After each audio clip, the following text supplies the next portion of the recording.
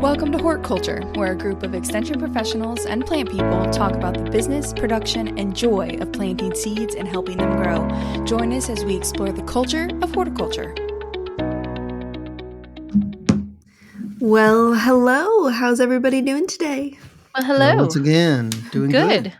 I'm enjoying the warmer weather in Kentucky. We had a early snow in Kentucky, and now it's up very warm again, which is what, par for the course for Kentucky, would you say, in our lovely state? I do appreciate it because in a way, like as much as it like is kind of irritating from a farming standpoint, because you're like, why are things ruined? It's like Mother Nature saying, no, you know what? You need to be done, and then you need to close up shop, and so it forces you to be done, and then gives you warm weather in order to get it finished. No. Just flips your switch and then allows you to do it. Yeah, It just because I have the livestock side in my farming, so now it's just like, doing chores in the cold, right? I texted Alexis the other day, and I was like, I don't know, is it my age? What has happened? But I don't think I like winter anymore, because now it's like, where we got to bundle everybody up to go feed at night,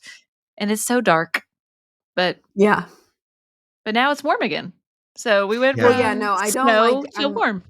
Yeah, I'm not a fan of the cold. I'm more or less saying like the random cold followed by warmth is like a kind of a gift. Same with like when you have warm days in the middle of winter and you're like, oh, I can actually like do the things I didn't get to do before it got cold. It's like you're triggered by the cold snaps because, I've got to do this, this, and this, which is very appropriate for the topic that we will get to eventually today. But it flips that switch in my mind that, hey, it is winter, even though we're probably going to have summer temperatures at some point in winter, because it's Kentucky. But yet it gets me in the mode to actually go and I've got to cut down banana trees, banana plants that are beside the house. Do all the chores. Do all the winterizing things that I know I need to do, even though today it's going to be 70. It's wintertime and it's 70. So it's a confusing times. I have more bulbs to plant. So I am excited for now the warmer temperatures again. Exactly. Right? Yeah, I like that. So and now it's a good time. You're like, I gotta cram it all into these like 3 warm days we have. In between feeding the cattle in the mud. Yes. Got to do all the things. Well, I always bring up like something food related, and I just wanted to share. I wanted to share before, even though this is off topic, we were like flowing right into our topic for the day. But I feel like this is important enough that all of you will want to know. It's food. It is important. We need that. Well, I saw a video recently of somebody who they're making hot chocolate, but instead of using just like you all are probably milk users, which is, totally valid. But instead of using milk or water, using tea, like your pre-made like herbal teas, like your peppermint tea for your hot chocolate or your Earl Grey tea or your chai tea or something like that. And then you put your hot chocolate mix into your like tea and then it's flavored like that. And I just thought that was cool. So I did it with my coffee. That sounds very English. Yeah. If you're a big peppermint mocha fan, because it makes it like hot chocolate, right? Because hot chocolate powder you can mix with water, right? Just like normal, but instead you're flavoring your water, so then your hot chocolate is flavored. And I was like, this is genius, and I just needed everybody to know about it as we enter like tea season. I have 2 questions, or one. Well, one. First, I was so glad that you didn't say that you were going to make hot chocolate with bone broth, because that was a thing last year. Yes. Did you not know that was a thing? No, that's fresh news to me. It was. Even some of the FCS agents, the Family Consumer Science agents in our area, said they had tried it. And guess what? They said it was not good. Can you imagine? Shocker. Right? So nothing I'm glad you didn't do that. comfort food like bone broth. I mean, but so you did it, right? You tried it. How was it? You tried it? Yeah, like if you like peppermint tea. But I did. I wasn't ready for hot chocolate at the moment, and I'm a big chai tea latte fan. It's like with a shot of espresso in it. So what I did instead was I put a chai tea bag in my I do pour over coffee, so in like my decanter, and then I made my coffee, and so the coffee then like made the chai tea bag, and then I had like a chai coffee in the morning, and it was like very little to no work. I'm telling you, It's man, kinda is like, game I changer. like milk and tea anyway, so that's just like you're taking that one step farther than just Yeah, milk. You're and it's just, doing like, milk plus. easy. Yeah. Listen, The we're peppermint seems going like that into would work cold for me. season, or it's around Thanksgiving, everybody's gonna be getting cozy. You're I making your just own, thought like, you all weird medicine needed ball tea. Yeah, you're making your that own little. Ooh, I something. do love a medicine ball tea. Like Oh, that's my citrus, favorite. honey, Yeah, like that's my minty, favorite. Yeah. Yeah. anyways, Good but stuff. we should talk about things that you might be doing that deserve a delicious cup of tea or hot cocoa, which is the whole tuber situation, the whole underground plant part. What do I do with it? It's cold now. Situation that we all get lots of questions about. I had one yesterday. You all have probably had one, and they're like, "What? What do I do with these?" And so specifically, we talk about things like, I mean, dahlias is the big one. That's like kind of the big one everybody knows about, but there's some other stuff as well. Yeah, there's definitely some other ones that are, out there. As We Alexis think is about recovering from begonias, illness. caladiums. We get lots of questions about them. The dahlia one, though, is the biggest one that I always Yeah. get Yeah, and they're a because little tricky. people There's some commonalities with everything, but even when I first started messing with those years ago, I did them wrong. I'm not afraid to say that. I wasn't paying attention and I did them wrong, and I know Alexis has a lots of great information on that, but a lot of the things we'll mention today on all the tender Mhm. things we need to lift or dig in the fall, like there's some commonalities, some common things among most of them or all of them, but there's some that have some nuances, and dahlia is a great example of that. In that the way you treat those, I guess, Alexis. Yeah. Yeah.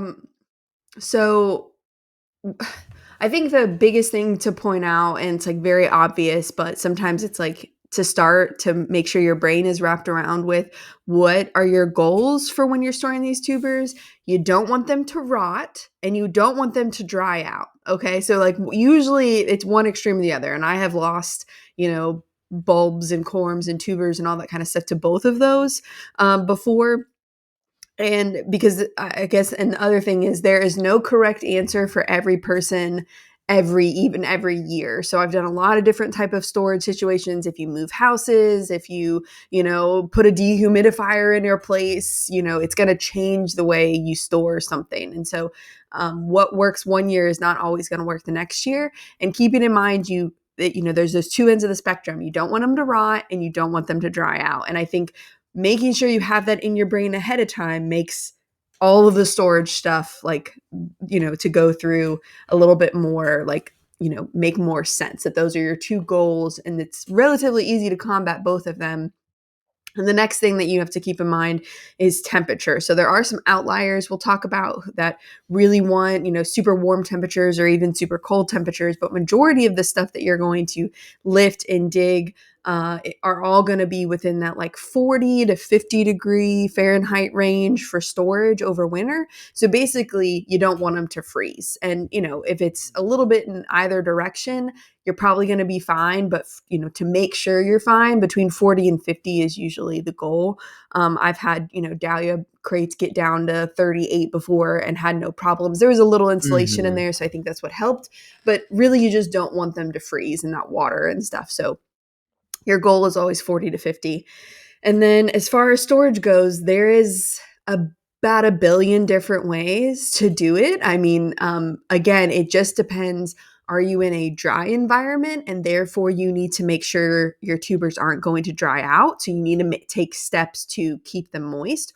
Or are you in a warm or more moist environment and you need to make sure they don't rot? And so you want to take steps to make them feel a little bit more dry throughout the winter. So that's what ultimately you have to decide. Like, what is going to determine how you store your tubers is, are you in a dry environment or are you in a more moist environment? And I don't think And there's I any, would, like, this substitute for, like, looking at them every now and again. Actually, like, once a yeah, month or something, because you have 3 or 4 yeah, months that's what I you're do for storing mine. these things. Yeah, and you have to go through, and it's kinda like potatoes. If that one Yeah, rots, then it kinda spreads. yeah, So actually, yeah, just because even the best curing phase, which is a phase before storage, even the best hmm process, you're still going to have some of those that especially the really fleshy ones that start to kind of collapse and get mushy, and that's Yeah. going to spread. So yeah, You you've got to Yeah. inspect those. And you it's gonna be mentioned that curing stage, right? So, like, I am a novice to this because the previous house that I lived in, I did not have a space that I could do this at, like what you've already like described, right? I didn't have a good location versus now I have a cellar, so I can do things. Um, but you're talking about the curing process, right? And I know, like with sweet potatoes, I know about how, we go about curing those and leaving them, outside on a well ventilated area, and you have like the warmer temperatures. What about with these guys? Because if you're pulling them now, what Mhm. is like that curing process? Because I guess that's the first process, right? After you pull them, is to cure first, or is like you don't Yeah, like, and you know, you don't need to overthink it in the same way of like potatoes. So a lot of the time the curing will happen. So after the plant, so I'm going to use dahlias as an example because again they're kind of one of the more difficult ones, and if you can nail that one, you Hmm. can nail most of the other ones. Any of them, yeah. So dahlias, the easiest way to cure them, similar to sweet potatoes and potatoes, is you just let the above ground parts die back, and then and usually that happens and you're not ready to dig them yet anyways because you got a billion other things going on, but as long as the ground doesn't freeze, then those can stay in the ground as until Yeah. you're ready for them. And so part of that, just leaving them in the ground until you get around to them, will help them cure, which is what we also do with And that's potatoes and sweet advantageous. potatoes. Does that accumulate energy, Yeah. Alexis? I've heard that before, that process is natural and that's what the Hmm. plant needs anyways. And just because the tops died, you don't immediately run out there and you don't have to dig them the very same Right. day And or the day after.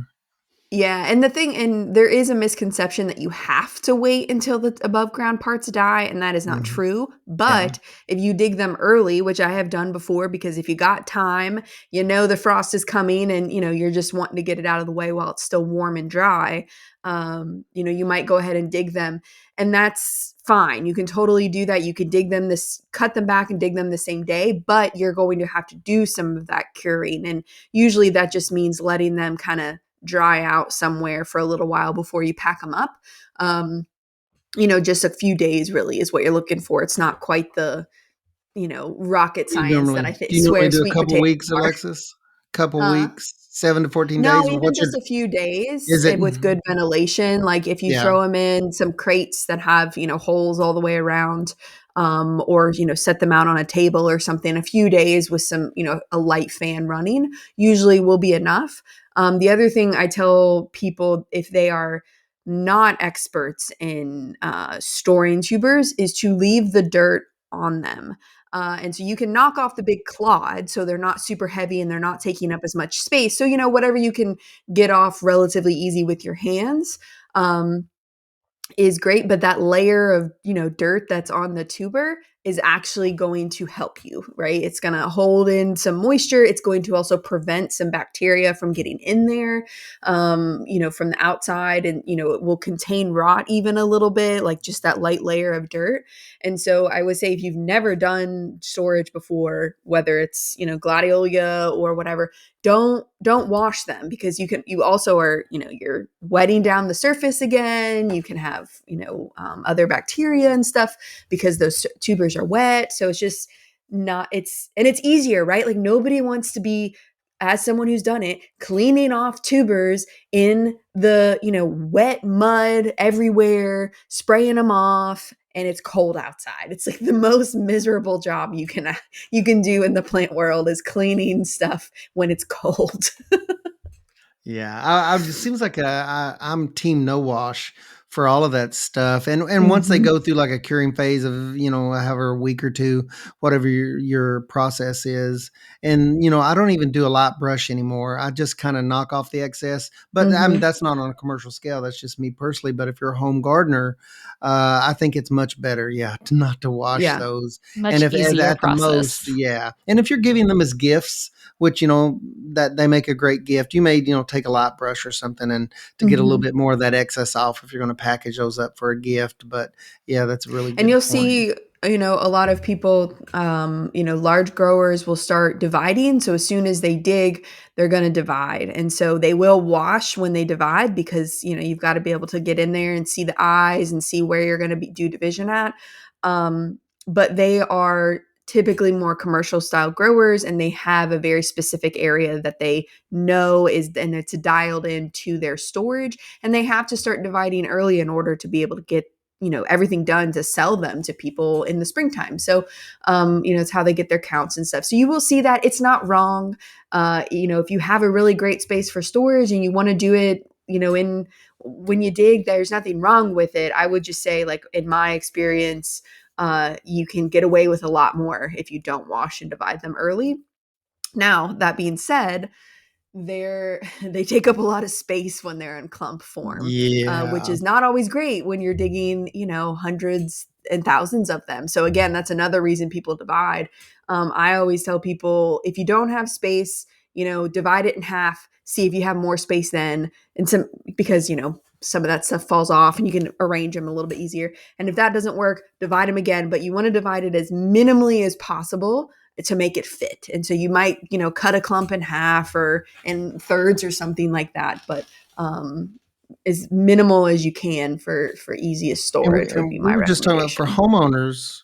One of the Mm-hmm. benefits of waiting maybe till later in the spring is if you have a new variety or having trouble identifying what's a viable eye, which is really hard to tell once you dig Yeah. them, even after Your curing, eye it's is very that hard to growing tell. point. Yeah, Yeah, that's what yeah. I was gonna is this the right time to start talking about that? Because that's, like, the big question, right, when it comes to dividing them, and you were kind of mentioning about, if it's not done properly, you're just destroying your plant. You're not you're cutting it up in all the wrong spots, and you're not gonna get any flowers from it. Yeah. Yeah. So it's like, most people are familiar with potato eyes, right? You can like see that little indentation. And as long as there's a little indentation on every single piece, you can get growth coming out of that, right? Most people are familiar. So it's similar, pretty much the same, but a lot more difficult to see on dahlias and some other types of tuberous roots and things. And so if you divide them when they are warm, and so that is either on the front end, like as soon as they're dug, they're still usually like kind of those eyes are active and really visible. Or what I like to do, because I don't want to divide in the fall, is in the springtime, I will pull them out of storage. And by spring, I mean usually it's like late winter when I'm like itching to do something, and I have time, and while I still have time, and so I will actually pull those crates that I use out of storage and put them in a warmer area. So I'm going to try and get them between 50 and 60 degrees, and that signals them to wake up. And so they start to wake up just enough that those eyes will swell and they're easier to see. And then I will divide them and in either, depending on what time of year it is, leave them in that semi-warm stuff. They'll start to wake up. It's not really a big deal if they start kind of growing a little bit. You'll pull them out and they'll have little sprouts on them, and that's totally fine. Or I can even throw them back into storage, at that 40 to 50 degree level, and then they're ready to go and pull out. But usually the way the timing works for me is I pull them out, I let them warm up for a couple weeks. I get those eyes active. I divide them, wash them if I need to, and then just leave them, in a warmish space. And by that time, there's no real chance of freezing outside. And then they're ready to go in the ground when the soil warms up. And dahlias are a good one to talk about because I do think, Alexis, it's one of the tougher ones. Like I Mm-hmm. said, I've made mistakes with those.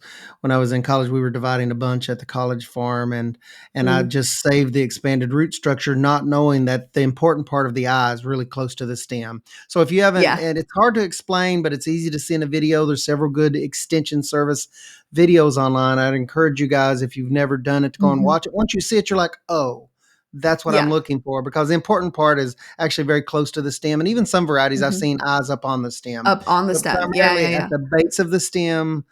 So the big impressive structure is just a storage structure. If you just cut Mm-hmm. that off, you've not done the right thing. You've actually lost the plant. You've lost the growing point. So that's Yeah. what You've makes, lost I the think, crown. dahlias. Yeah. Yeah, that's what I think makes dahlias so tricky, and it's Mm-hmm. like completely different if we talk about something like a gladiola. Do you do any Mm-hmm. glads, Alexis? I do, but I don't lift mine. I think mine are Some just people do and mulched some people enough. don't. Yeah, and That some seem to do well over the winter, but they're that got me different when you dig those. thinking about, like, cannas and stuff as well. Yeah, I know some Mhm. people who, which like, can leave just them be out all monsters. year Yeah. and others that dig them up, And when you right? Mhm. dig them up, my goodness, on cannas specifically, I've dug up 20-pound masses on a planting that has only been there for a year. They are so prolific. It is Vigorous. Yeah. absolutely amazing on the cannas. I But what are Cannas the are a good yeah, one, yeah. I have yeah, a that's a good question one. for you, Alexis. So if you're like a homeowner and you're digging up a dahlia, right? Mhm, Do you mhm, need to divide it? Or like is that gonna help the plant? Or like if you're just like, I just really want to save this dahlia and you dig it up and you just store that whole, structure and then can you mhm. just replant that back in the spring and be Yeah, good yeah, to you can go? totally plan it back as is, and it'll be really prolific the next year because, in theory, you could have divided it into, 3, 4, maybe more plants. And so if you're keeping that all as one, you're going to have a really bushy plant, which is totally fine. It just means you have to dig a bigger hole and, then you don't have as many, different plants because obviously if you divided that into 5 plants, you're going to get more stems than one plant that is really 5, if that makes sense. And so you'll still get plenty, but mostly I just don't like to dig big holes. So Yeah. which is unlike the tree episode that that That we have we were Right. recorded talking That about we about doing tree just these talked planting. massive about. holes, yeah. Yeah. Don't skimp on the hole size, yeah. If you haven't heard Yeah. that yet, it's either coming out next week or it just came out the week before. So but yeah, so if you don't want to dig big holes or just want more of something or want to gift them like Ray was saying, then divide them. But now if you're worried about it, you don't have to. I would say you will be surprised at your capabilities if you let that warm up. You'll see those sprouts starting to come out, and then you'll know exactly where to cut it in half or thirds or whatever. um, and if you're not sure, just cut it in half and you are pretty much guaranteed to have eyes on both sides, right? Like literally cut the stem in half. And if you lose a few little of those storage roots, is really what they are. They're tuberous roots. If you lose some of those, it's not a big deal. You really just want that crown with the eyes on them. Yeah, I get that question a lot, Alexis. People are very concerned about trimming off those smaller tip roots. Uh huh. Uh And huh. it's one of those things that I've never found I it to be chop a them. big deal. Yeah, I just trim them off at the Anything time that's and like Anything that's not like at least the size of like a nickel around, I cut it yeah, off before I even throw it in storage because yeah. it's not gonna make it. It's gonna shrivel up or it's gonna rot. And so I just eliminate the chances of it and cut that right off. The next biggest thing I think with storage of tubers of any kind, tuberous roots, whatever, is what do you store them in? And so I was just you gonna have the ask that. area. Yeah, you have the area that's 40 to 50 degrees. And then what do you do with them? Well, again, depends on the moisture content, but I think that one of the easier things that is most universally works for most people is some sort of plastic tote, plastic crate. I like to get the cheap ones after Christmas that are like red and green and on sale because they're red and green. um, I get those. And so something that would essentially hold water, which helps with the maintaining moisture. And then some sort of media, so either vermiculite, which is that shiny stuff that you see in potting soil. If you're not familiar, you can buy just really big bags of that. That stuff's nice because it's really light. It is a little bit pricier. It's not, crazy. And for some people, like for homeowners, it could be a little bit harder to get a hold of. Um, the other thing is that I like to use because it's cheaper and it's easier for me to find is pet bedding, like pine shavings for like Yeah, rabbits or something wood like that. It can shavings. be pine, it can be Mhm. cedar, it doesn't matter. But the like flakes is what I like because I can just buy it. I can also then use it as I will once I plant my tubers. I don't like to use that from year to year because I never know what could have rotted or gotten weird in there. And I will actually use those shavings as like mulch on top of my dahlias. And so it doesn't like go super far, but it's a useful thing to have. And it breaks down pretty well because it's a shaving. Do you ever So I use like to pure use peat? that.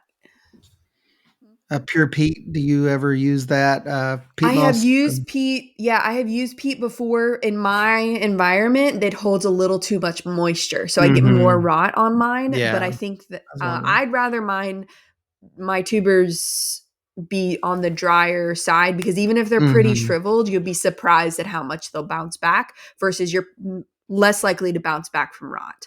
And so Yeah. like I'd rather them be, but if you're in an area where you're in a really dry garage or something like that, or you know have them in a space with a dehumidifier running all the time, then something like peat would be great because it's got a little bit more moisture holding capacity.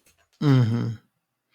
Yeah, So so I know material makes it. I've even seen folks use like shredded, like cross-cut shredded office paper for some of these totally. things. But if they use, especially if they use like a ventilated onion bag or they use a cardboard Hmm. box, because containers also help manage moisture. And if you want to keep it a Yeah, little drier, you could always go with cardboard over plastic. that's true. Or, Hmm. but I've seen everything in the world uses media, and I've seen people like what we were talking about tubers begonias a little bit. People that would just bring those pots in, and Uh-huh. if they have a really dry garage, and they'll just leave them in there and just let them dry down after a frost kills the top portion. That's all they do year after year. I'm like, how do people do that? But I've seen Mhm. people successfully, if they have a well drained potting media for certain ones of these, tinder bulbs and corms and things we're talking about, that you can get by with that on some of those with very little prep. Yeah. If you're not going to do a Amaryllis, lot of like division. yeah, I know amaryllis are it's like the opposite timeline than what we're talking about now, but like Yeah. this it's still the same idea, right? Like Yeah. and so like Yeah. I leave mine in the pot, in the whatever, and I just put it in a space. It doesn't get water. I let it dry down. It's Hmm. dark. And Yeah. then I just bring it back out and start watering it again. It's Yeah. And just it takes off. right, and Yeah. it just takes off. And so, every once in a while you have to refresh that media if you're using the same pot from year to year, you'll have to do that. But in general, like, yeah, just leave it in the potting soil because that potting soil's got a lot of the things we talk about. Like, you could also use perlite. If you have a really wet area, you could use perlite as a Yeah. media to store in. And the flip side, I've seen people who are in super dry, arid conditions, in New Mexico and places like that, where their problem is they don't have enough humidity, and they will saran wrap their tubers. Like they'll Wow. they'll divide them and saran wrap them, or they'll put them in like plastic bags or something like that. And so it can go all the way in the other direction. In Kentucky, we Wow. don't have a humidity problem, that's for sure. But if you're, and it goes back to like checking them. So I check them once a month, and I just put a little reminder in my calendar, and it pops up, and says like, hey, check your tubers. And so I'll go out there and kind of like dig through and look towards make sure you check the bottom of the crate, because that's where the rot will happen. So check the bottom of your crate or your tote or your box, and for any rot, just kind of I usually just kind of feel around. And if I feel something gross, then that's a problem. Ugh. So Nothing's go in worse with than gloves. that's like finding a rotten potato. I mean, yuck. Oh, You find that by sticking your hand in there. First, you probably smelled oh, some of these things first. yeah. Not always, but then you I put your hand lost in potatoes in glue. my house one time, and Yeah, I they lost my found me. mind over potatoes. Yeah, Yeah. you'll Ugh. find Yeah. a potato. And you'll Yeah. find a lot of little critters wiggling around in your cabinets when you find them. It's Mhm. like, luckily, I've never had that happen with dahlias, even when they rot, because they're contained. That I've never had like a maggot problem. It's just a gooey, gross thing. They don't usually smell too bad either, so that's good. But yeah, feel around in there. If you do like feel tubers, if you look and you're like, oh, these are really, really shriveled, and it's only been a month, what I will do is I'll take like, I don't know, couple cups of water, and I'll pour it over the that bedding that I'm using, over the top, and just kind of not directly on the tubers, but in the like media itself. And usually Mhm. that will soak its way into the rest of the media and be enough to get through. But yeah, even if you pull them out and they're completely shriveled up, don't discount them. I literally, I was cleaning out my barn yesterday and like trying to get my crates and getting all my totes and stuff ready. And I pulled out a tote, and I mean, these went into storage in winter or like fall 2024. And I was like dumping it out, and I found clumps in there, dahlia clumps in there that have still had sprouted, and they had been in a tote in the barn, just out in the open since fall 2024, and they were still sprouted. So nature will it will find a shock way. you. They Plants want want to to live. live. Despite our best efforts to mess things up. Do you, on any of these that we're talking about today, dahlias, glads, or elephant ears, which we've not talked about, that's one of those that some people just leave in the ground. But on any of these, do you guys, have you worked with people on like pre-sprouting these? Because some of these things, it seems like I've heard of people like you want to get a jump start in the spring. You can bring them out, leave them in the house 4 weeks before the last hard frost, which sometimes is in May. Sometimes that's up into May in Kentucky. But to start some of these things early, you can just bring them out into a warm environment, and that'll kind of wake them up. Do you guys ever mess around with anything like that to kind of get them pre-going before the first frost, before they go into the landscape That's bed? what I do when I'm like when I divide them, and I'll tend to just like leave them out to wake up, and so they'll already be sprouted and ready to go in the ground, and then I You know that gain they're some like time. actively growing when I Yeah. get them in the ground. But with dahlias, a lot of people will do cuttings. If you've got the space, you can wake them up really early, and then start taking cuttings if you want to like maximize your supply of something. There's other things that, exactly what you said, right? Like just bring them into a warm environment, start giving them some light, and they'll, be ready to plant out by the 1st of May. I will be doing that with one thing we've not talked about that not a lot of people grow, but it's exciting, is I grew tulip gingers for the first time this year, Oh yeah, curcuma, I forgot about and those. they're They're really super Very fun. cool. cool. And yeah, they look, the storage on that, like they are roots similar to dahlias, like a tuberous root type situation, and they can be divided. They look very similar.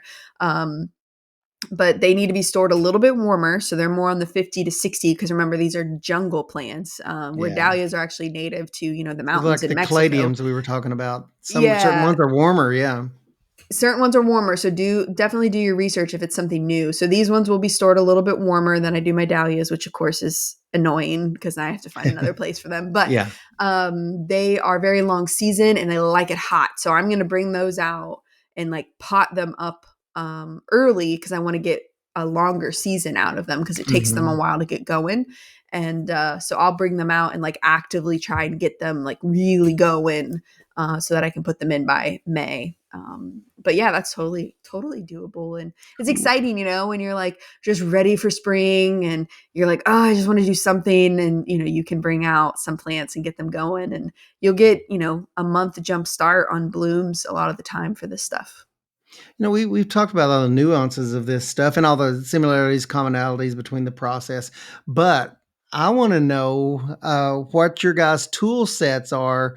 I mean, and it made me think about it, Jessica, when you said canna Oh. lilies, which can be these huge 20, just big masses.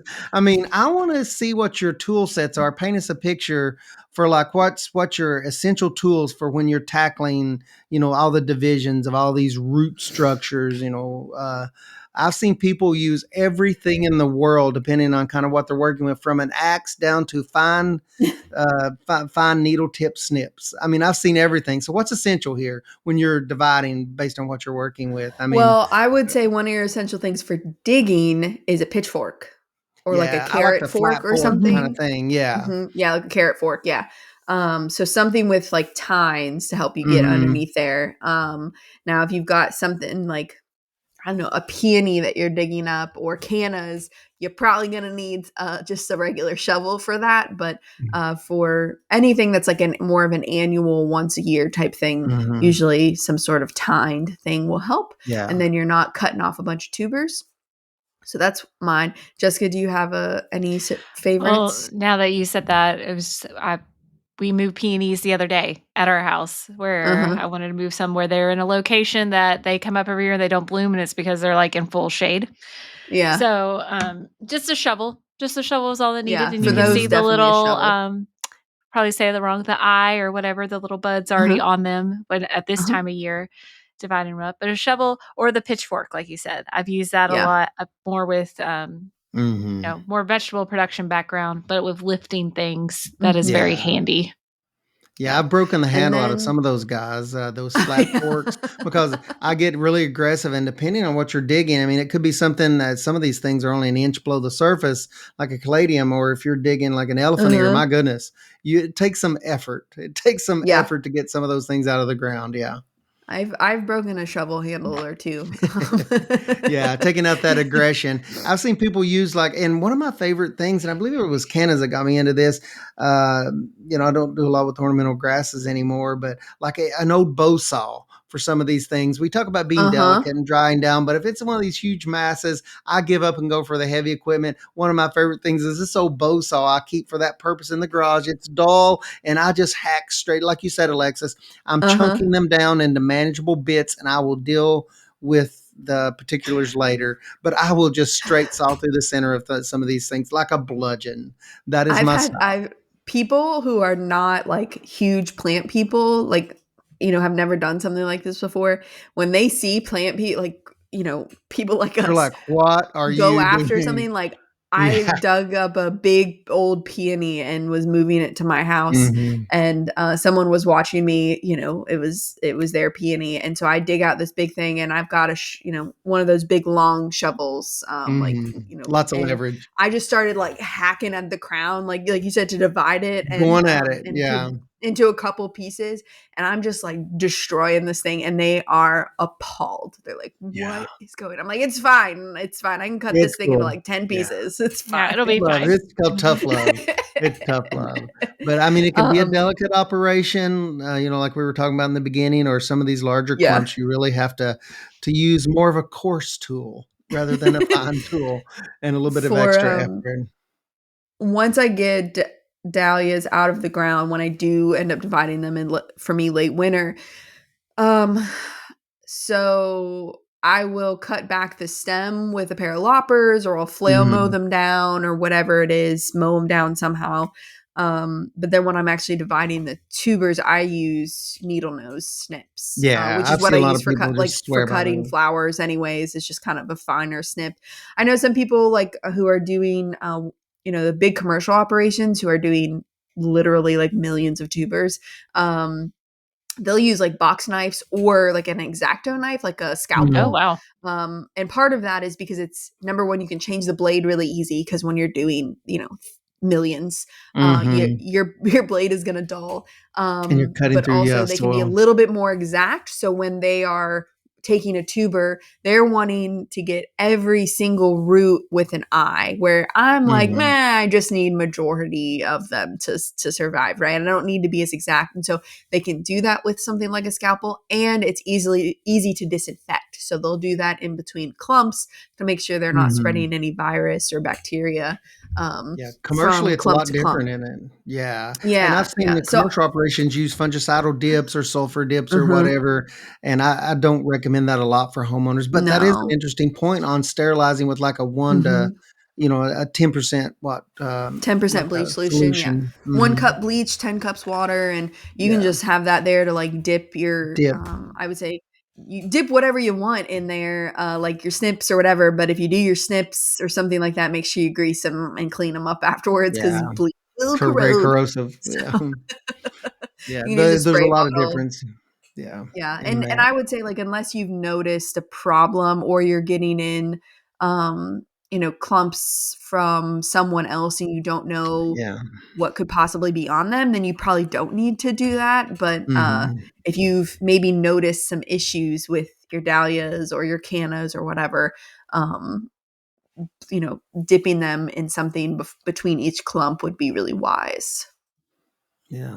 It's amazing, how some people report some of these that we're talking about, just whether it's an elephant ear or a canna or a gladiolus or whatever. It's really amazing to be, depending on what their location is, how much it varies based on the success. Some people have never transplanted any of those things. They'll mulch heavy and Mhm. just leave them there. Other people's like, oh, I lose them half of the time. Do you guys ever run Yeah. into that where it kind of It's just kind of varies a lot?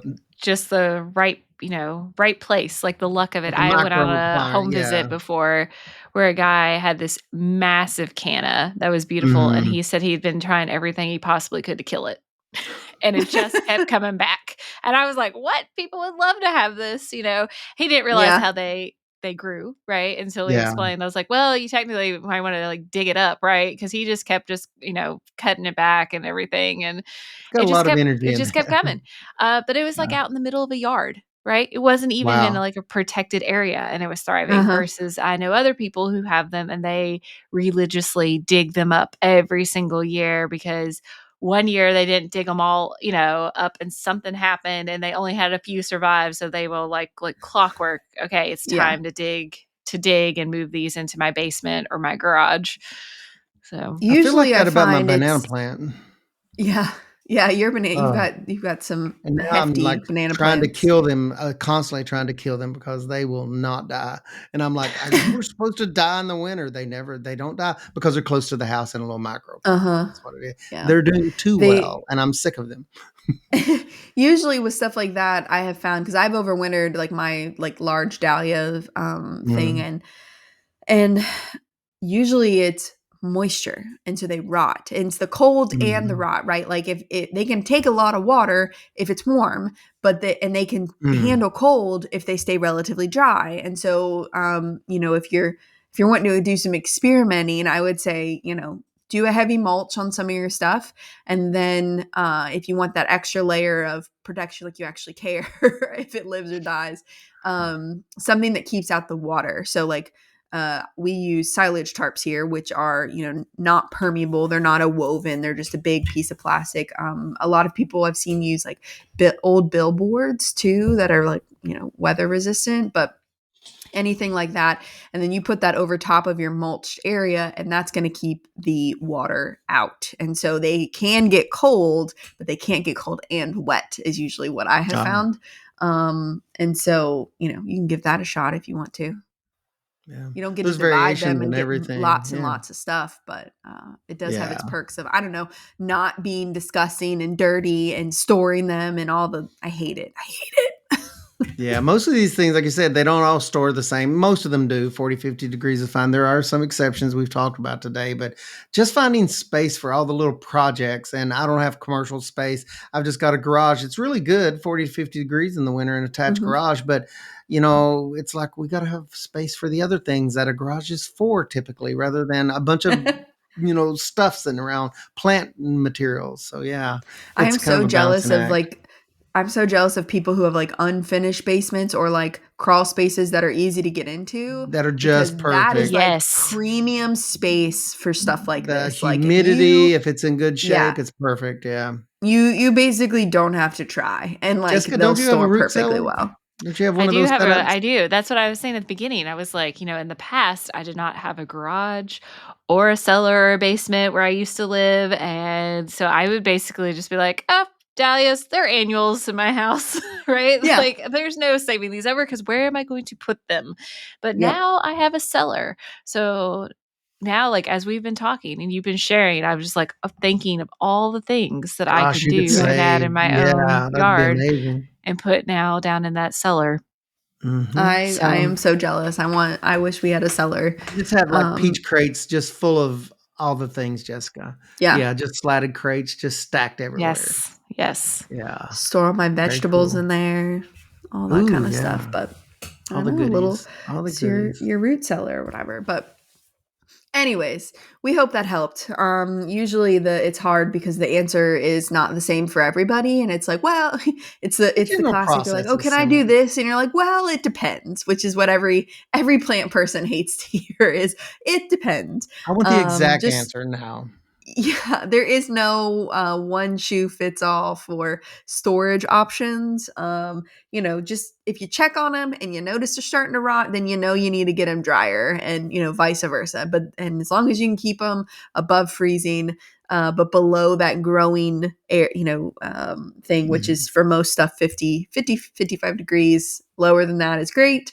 Then you will be successful, and then you'll have all these plants, and then every year you'll go, oh, I have more. Where am I going to put them? And then you'll be digging more, and then you have created a monster, and you're Giving welcome. away more, and maybe start a plant swap or go to a help Yeah, there group, you go. whichever. I like that. I like that, right? You're Self-help like, you group. know what? Just share the love. That's all. That's all there We're is we're to it. gonna try to start that. We have a lot of great local gardeners in Bourbon County, as I'm sure in your all's counties and across the state. But I love a good plant swap, and what we're talking about today is just goes along so well, with preparing things and storing things, and in the springtime, just trading things. But there's a lot of different ways to accomplish those community plant swaps, and we're going to do one in the spring, and I'm pretty excited about it. We're going to lay down some ground rules to keep things kind of structured, but it's all the things that we just talked about today that makes things like that possible. And people that have success with that 20-pound root ball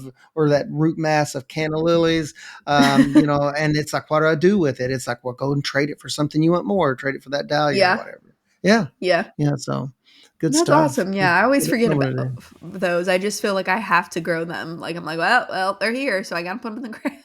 Hey, I got to do something. Yeah. Eventually, Alexis, you will run out of outdoor space as well as indoor space. Eventually. I bought 14 Eventually. acres. It'll be Okay. fine. It'll be And that's fine. a lot of plants. That's at least 2 more Jessica's years, 3 more years before you crash yeah. out. So, Jessica's yeah. laughing because she was here when dahlia season was at like its ultimate low, and she was like, "You're just doing too much, Alexis." And I was like, "How dare you?" Don't I have talk so don't many. judge me. Yeah. It's all All right, good. Good awesome. stuff. Well, we appreciate you guys being here today. Hopefully, you picked up some tips and going into storage season. And if you've already started that, maybe you need to change a few things. Or if you've already stored a bunch of your stuff, have you checked on it lately? Why don't you go do that? That's a little tip for you. You can find our email if you've got any questions about storing stuff or any plant questions at all. Please feel free to shoot us an email and we will get back to you on that. You can follow us on Instagram at Hort Culture Podcast. And we are just so glad that you join us every week. So thank you for being here, and we'll check on you next time. Have a great one.